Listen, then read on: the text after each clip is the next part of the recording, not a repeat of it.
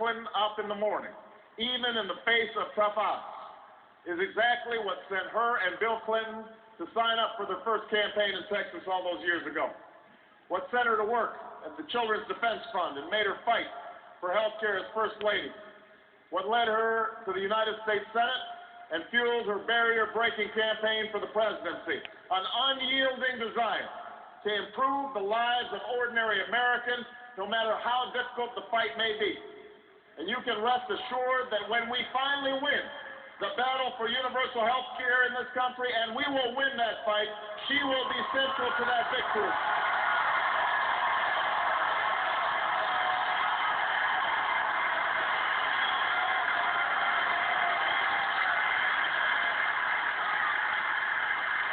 When we transform our energy policy and lift our children out of poverty, it will be because she worked to help make it happen. Our party and our country are better off because of her, and I am a better candidate for having had the honor to compete with Hillary Rodham Clinton.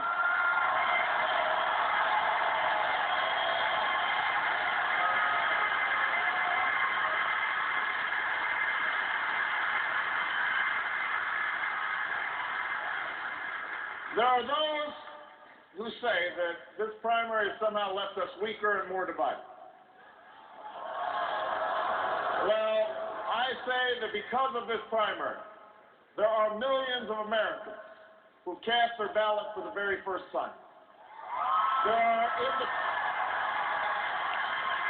There are independents and Republicans who understand this election isn't just about a change of party in Washington, but also about the need to change Washington. There are young people and African Americans and Hispanic Americans and women of all ages who have voted in numbers that have broken records and inspired a nation.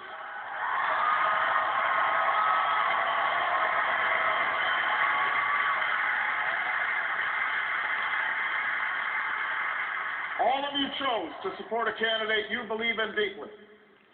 But at the end of the day, we aren't the reason you came out and waited in lines that stretched block after block to make your voice heard. You didn't do that. You didn't do that because of me or Senator Clinton or anyone else. You did it because you know in your heart that at this moment, a moment that will define a generation, we cannot afford to keep doing what we've been doing. We owe our children a better future. We owe our country a better future. And for all those who dream of that future tonight, I say, let us begin to work together. Let us unite in common effort to chart a new course for America.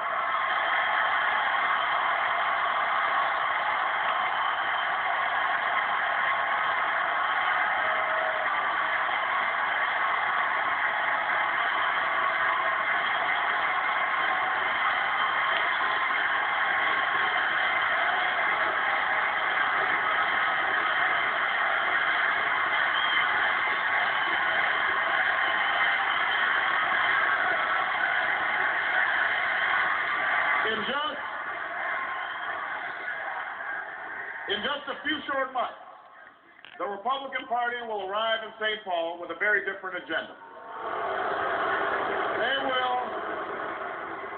They will come here to nominate John McCain, a man who has served this country heroically.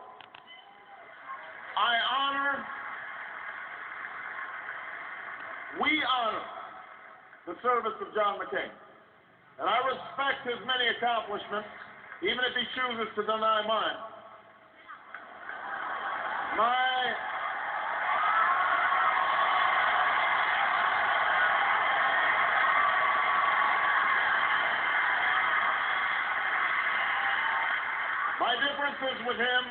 My differences with him are not personal. They are with the policies he has proposed in this campaign. Because while John McCain can legitimately tout moments of independence from his party in the past, such independence has not been the hallmark of his presidential campaign. It's not change when John McCain decided to stand with George Bush 95% of the time, as he did in the Senate last year. It's not change when he offers 4 more years of Bush economic policies that have failed to create well-paying jobs or insure our workers or help Americans afford the skyrocketing cost of college, policies that have lowered the real income of the average American family and widened the gap between Wall Street and Main Street and left our children with a mountain of debt. It's not change when he promises to continue a policy in Iraq that asks everything of our brave men and women in uniform and nothing of Iraqi politicians. A policy where all we look for are reasons to stay in Iraq while we spend billions of dollars a month on a war that isn't making the American people any safer. So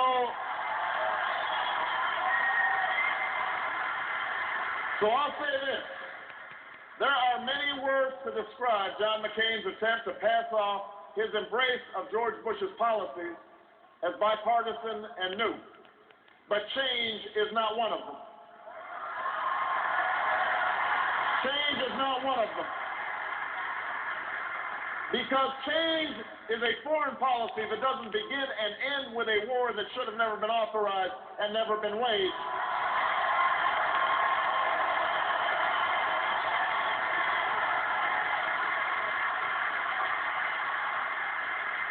I won't stand here and pretend that there are many good options left in Iraq.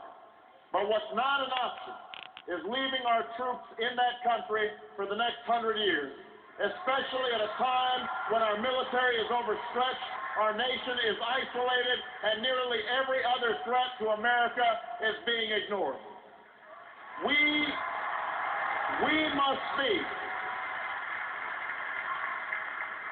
must be as careful getting out of Iraq as we were careless getting in.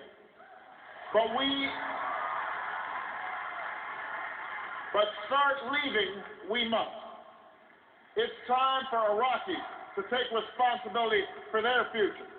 It's time to rebuild our military and give our veterans the care and the benefits they deserve when they come home.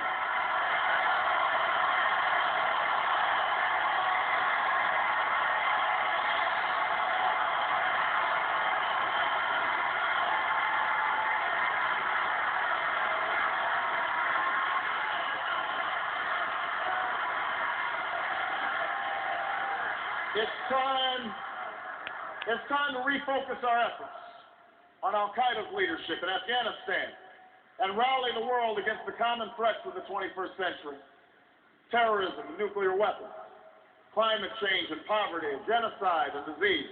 That's what change is. Change Minnesota is realizing that meeting today's threats requires not just our firepower, but the power of our diplomacy. Tough,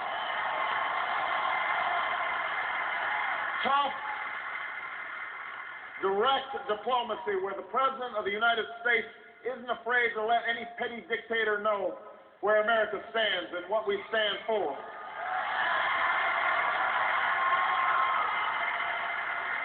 We must once again have the courage and the conviction to lead the free world. That is the legacy of Roosevelt and Truman and Kennedy. That's what the American people demand. That's what change is.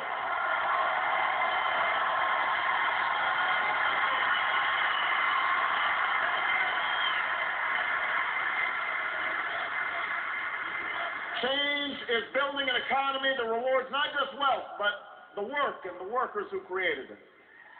It's understanding that the struggles facing working families can't be solved by spending billions of dollars on more tax breaks for big corporations and wealthy CEOs, but by giving a middle-class tax break to those who need it and investing in our crumbling infrastructure and transforming how we use energy and improving our schools and renewing our commitment to science and innovation.